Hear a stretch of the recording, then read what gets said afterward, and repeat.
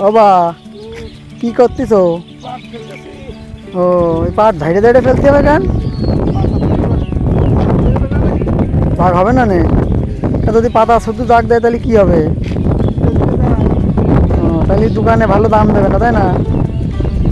ও তাই পাট হইলো বৃষ্টির দিন না ফেলে অন্য দিন ফেললে হইতো না? কি নষ্ট হয়ে যাবে পাটের? ও পাট ওই রোদ্দুরি কালার হয়ে যাবে, তাই না? হুম আমু ফেলবো।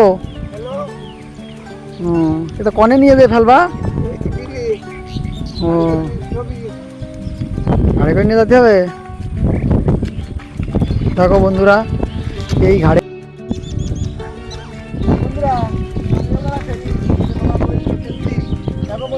জল হয়ে গেছে ভারী এটা নেওয়া যায় নাকি?